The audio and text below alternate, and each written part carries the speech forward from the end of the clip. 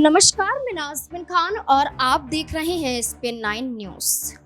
2025 के विधानसभा चुनाव में हरियाणा में गठबंधन होता है। एक तरफ जननायक जनता पार्टी और आजाद समाज पार्टी का गठबंधन देखा जाता है, तो दूसरी तरफ गठबंधन देखा जाता है Indian national Lokdal, Bahujan Samaj party, Haryana Lokhit party का।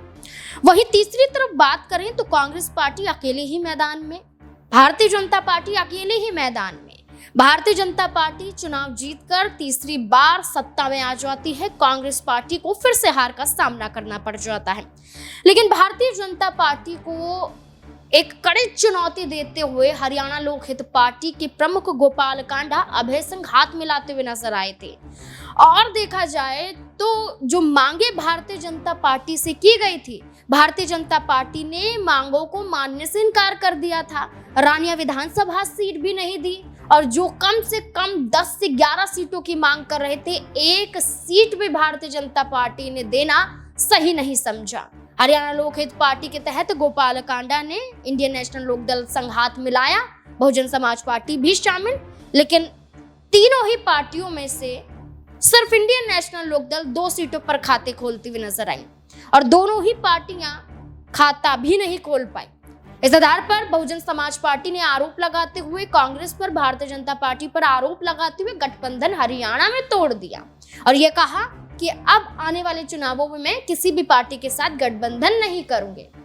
वहीं दूसरी तरफ हरियाणा लोकहित पार्टी के गोपाल कांडा अभी भी अभय चौटाला संग मिले हुए हैं, अभी भी गठबंधन बरकरार है।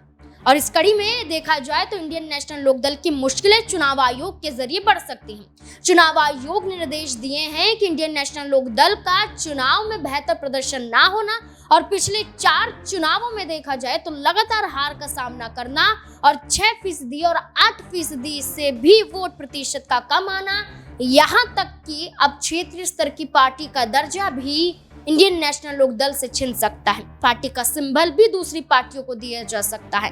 अब ऐसे में बड़ा मुश्किल जो है वो इंडियन नेशनल लोकदल पर आ खड़ी हुई है।